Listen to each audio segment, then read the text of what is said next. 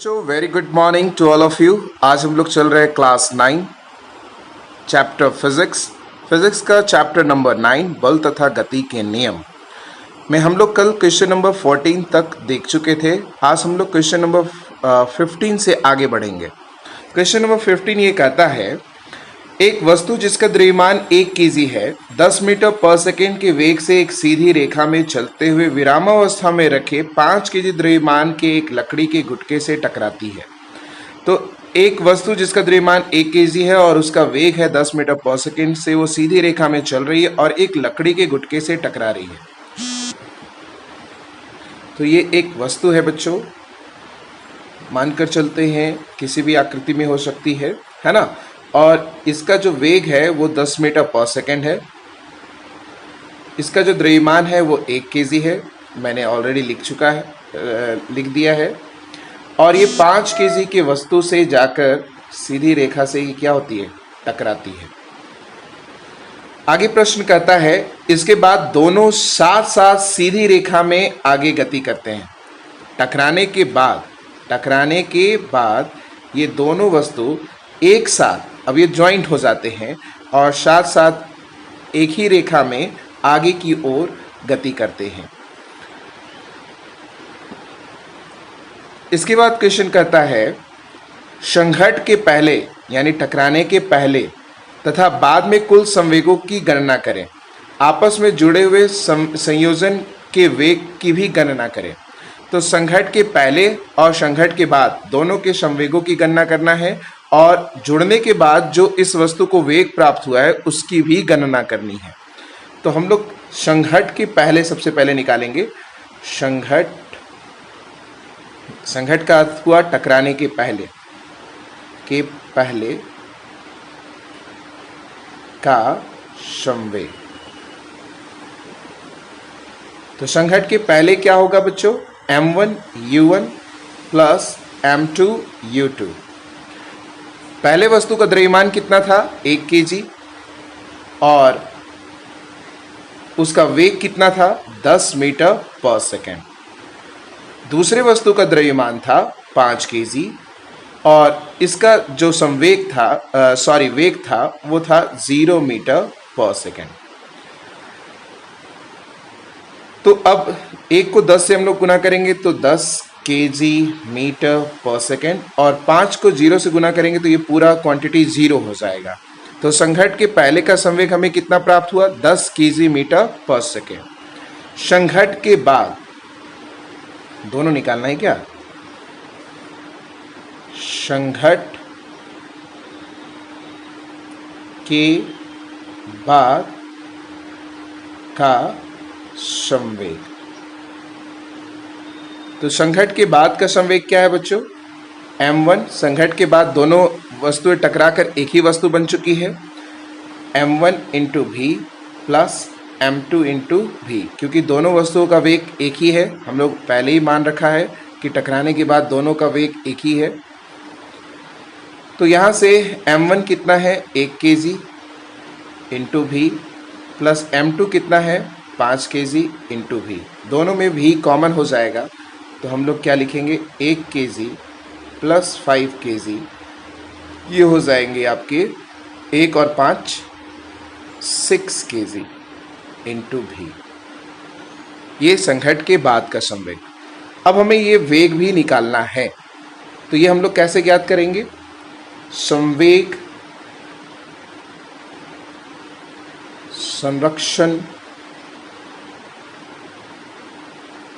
के सिद्धांत से।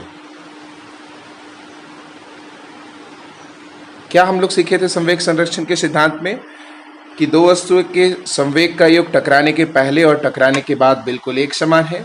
अर्थात ये जो 10 kg पहले टकराने के पहले कितना है, 10 kg मीटर पर सेकेंड, और टकराने के बाद कितना है, 6 kg इंटू भी। तो ये दोनों आपस में बराबर होंगे।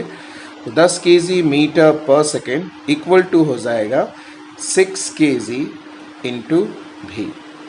तो ये kg से ये kg कट जाएगा, ये इधर गुना में इधर आकर भाग में, तो भी बराबर हम लोग क्या लिखेंगे, ये 6 गुना में इधर आकर भाग में, तो 10 मीटर पर सेकेंड बटा क्या आ जाएगा, 6।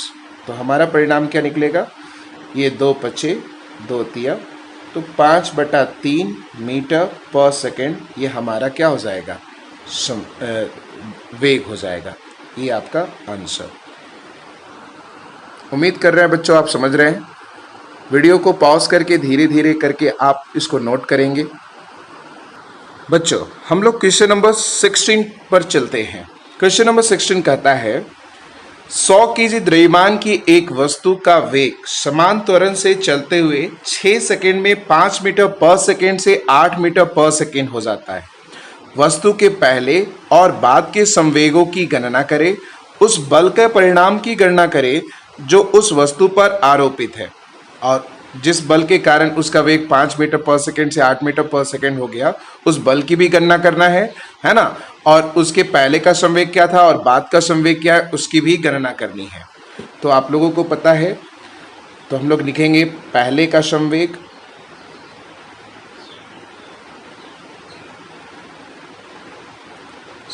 सभी को पता है, संवेग बराबर क्या होता है, वस्तु के द्रव्यमान और उसके वेग का गुणनफल संवेग कहलाता है। तो वस्तु का द्रव्यमान कितना दिया हो गया, m इंटू यू, पहले का संवेग यानी जो जिस चाल से वो प्रारंभिक जो उसकी चाल थी। तो अभी है 100 केजी m का मान और u का मान 5 मीटर पर सेकेंड। तो 100 गुने 5 ये हो जाएगा 500 केजी मीटर पर सेकेंड। ये पहले का संवेग है। बाद का संवेग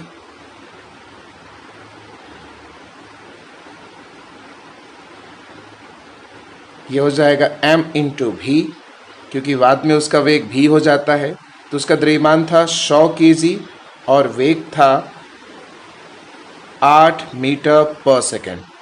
तो ये वैल्यू हो जाएगा 800 केजी मीटर पर सेकेंड।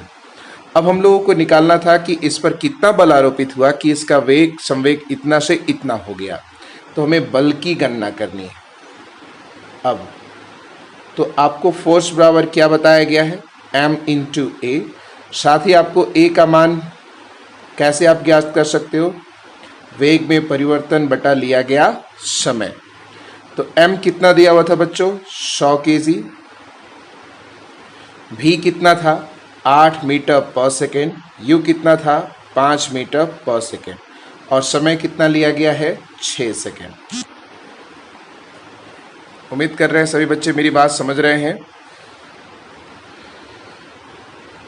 अब यहाँ से 8 में से 5 जाएगा तो हमें प्राप्त होगा 3 मीटर पर सेकेंड बटा 6, 3 दूनी 6, 2 से ये कटेगा 50, तो हमें प्राप्त होगा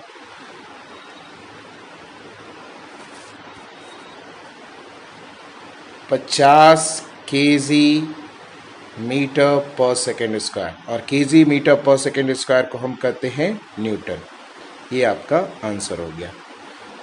बच्चों वीडियो को ध्यानपूर्वक देखेंगे और 15 और 16 क्वेश्चन को आप एक बार फिर से खुद से बनाने की भी कोशिश करेंगे। थैंक यू सो मच बच्चों।